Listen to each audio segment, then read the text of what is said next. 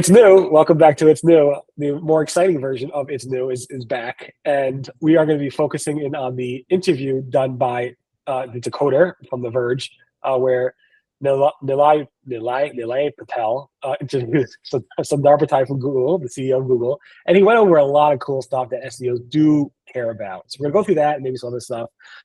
So there's not going to be like, hey, Mordy, what are you talking about? Hey, Greg, what are you talking about? Hey, Crystal, what are you talking about? Because that's what we're talking about, okay?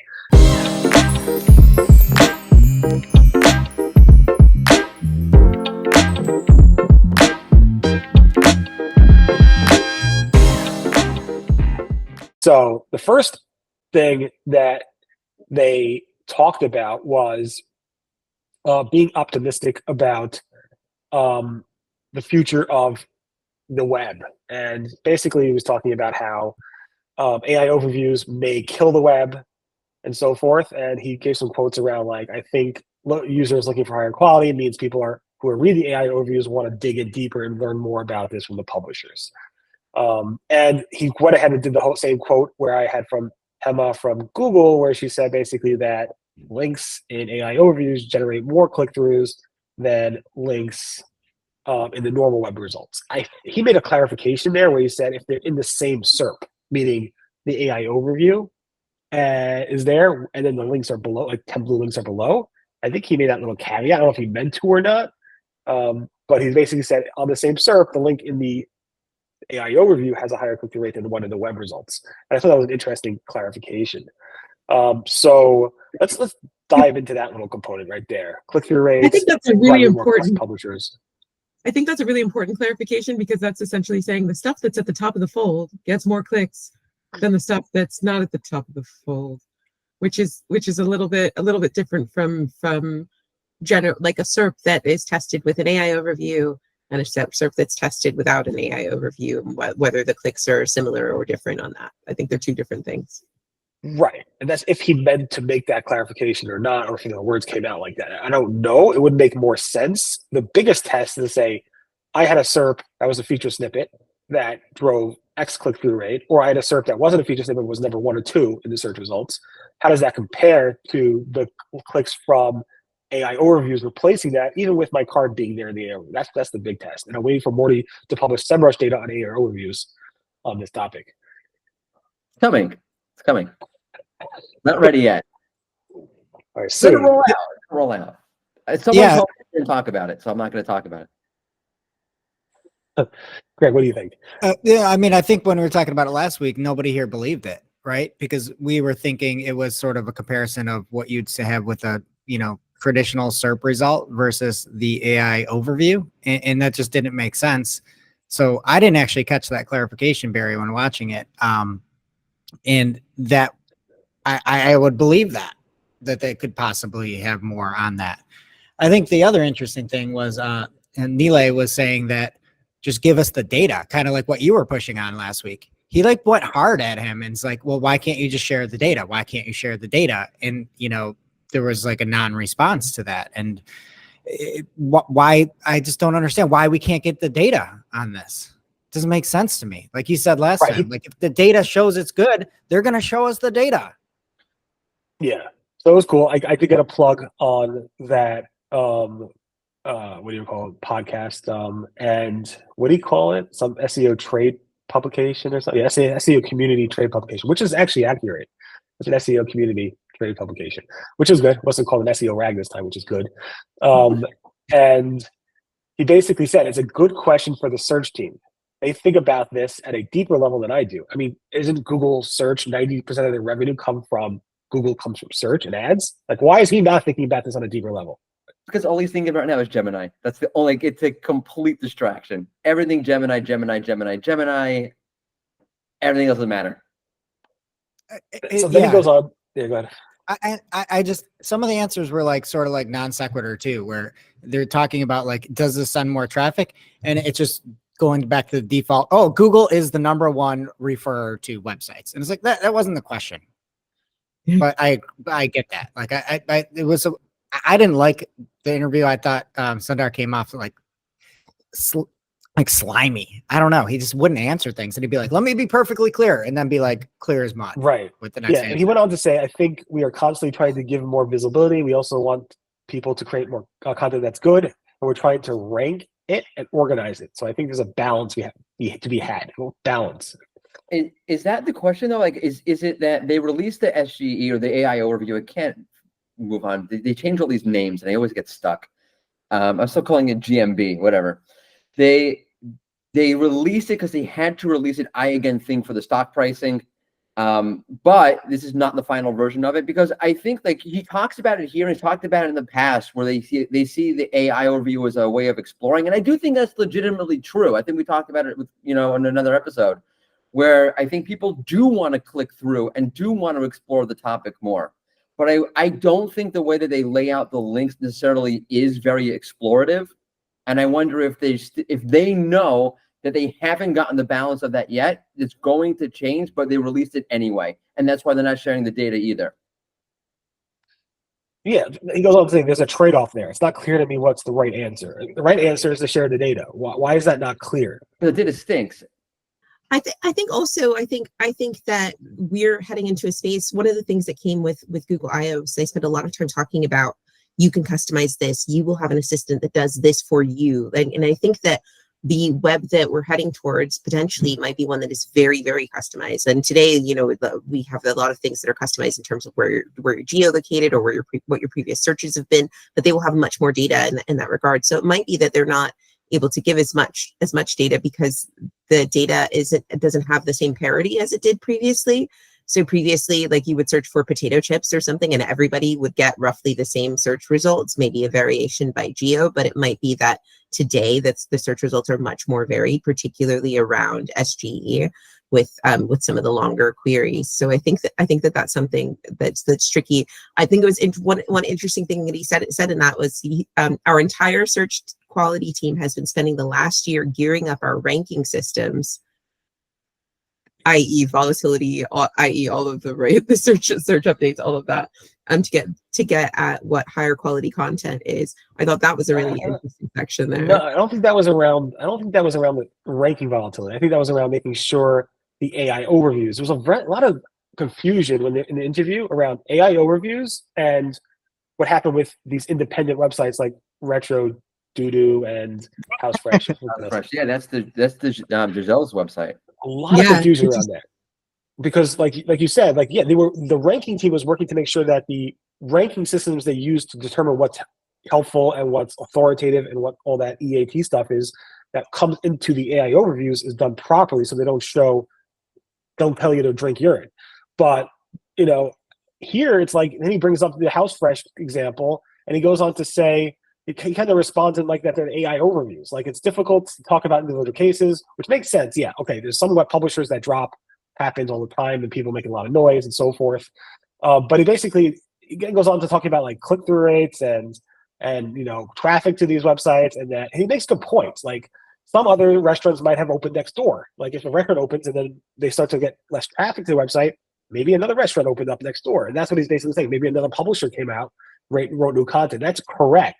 But at the same time, he kind of like confused. Then he goes on to talk about journeys through SGE and how it drives more traffic, and these high quality publishers will get more information and get more content. It's just very confusing. At the same time, that's when you have two people that know search very well, but not deep enough to talk about specific examples. Right? Am I wrong? That's what it seemed like. It seemed like he was not giving any specifics and then just giving some of those examples. I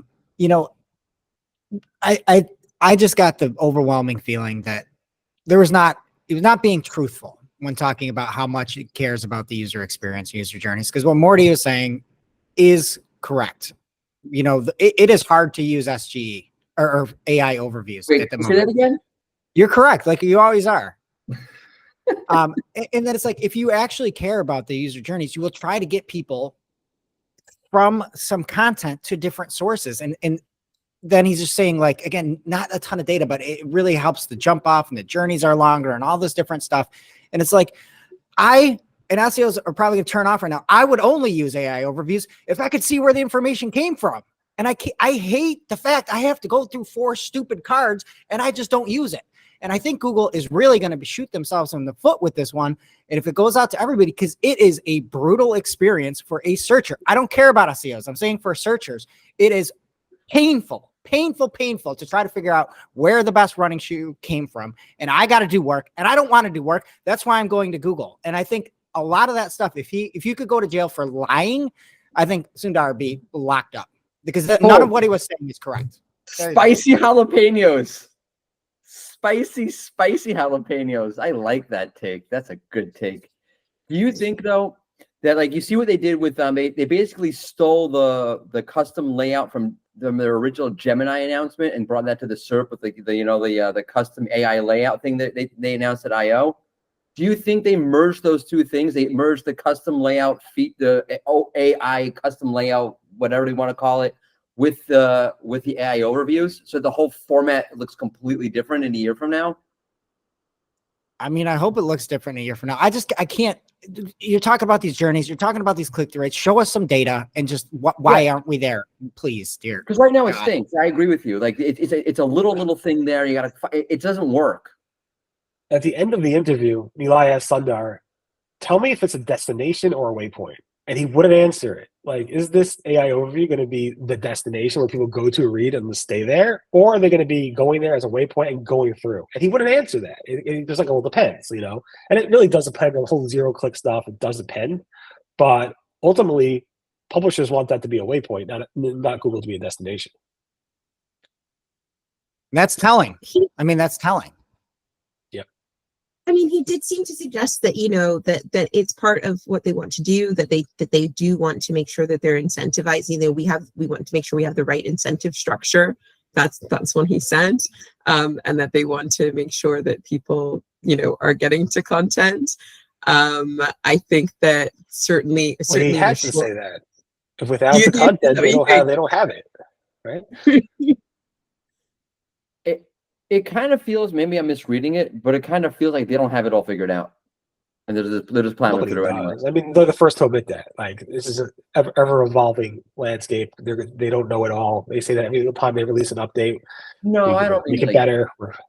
Yeah, I think they're way too greedy at this one. The Mordy, to your point, they are not having good citations on where this information is coming from. They're trying to push it out. They think they can keep going zero click. They think they can make this the destination and not to use that accessible part in the mission statement. And I think it's going to hurt them with this rollout. And I hope it changes quick for them and for their company.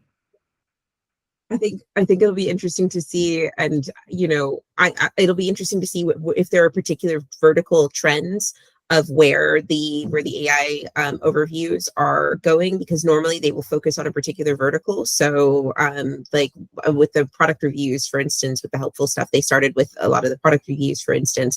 It'll be interesting to see whether or not it's mostly information sites. Like, it would make sense to see AI overviews and things like that you would normally use Wikipedia for. Like, that would kind of make sense.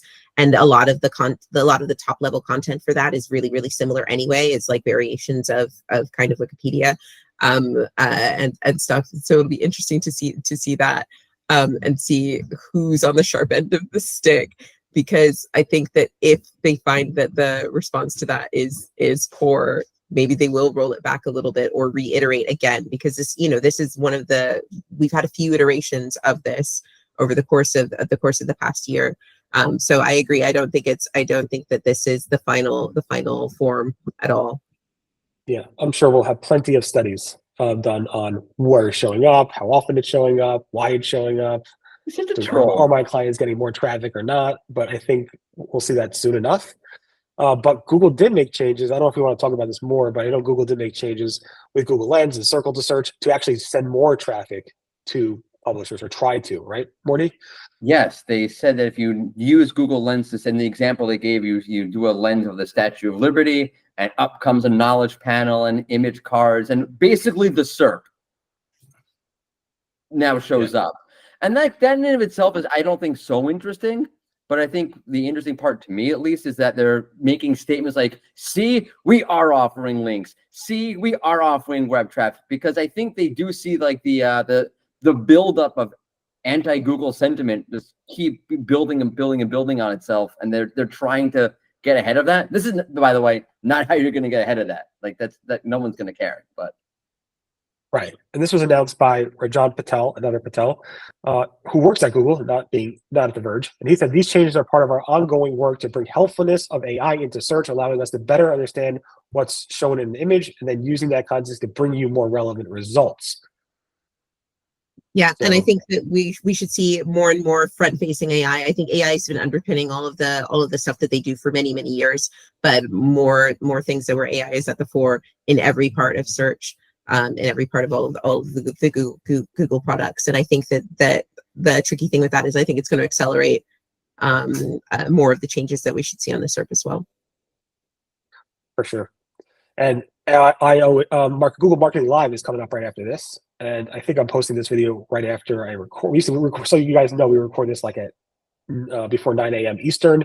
I usually wait to post it at 4, but I'm going to release it earlier every day, I think, and then put in my newsletter later. And I assume it will go live on the Wix SEO Learning Hub immediately, as soon as George gets to it. And tomorrow we'll have a lot of news from Google Marketing Live on what they're doing with probably AI and ads everywhere. And you'll try to run away from ads and they'll follow you, and it'll be just craziness. That's why I'm so ramped up today, guys. I'm sorry. Cross your fingers for me, okay? Greg. More spicy, Greg. You should get some AI to help you to manage your stress. I bet if you ask the AI, Yeah, I'll do that. It'll Yeah. probably tell you to drink some urine. I just searched. That's what it said. 2 gallons. Awesome, guys. So see you guys tomorrow, and looking forward to that spicy Greg flavor. Bye. Bye.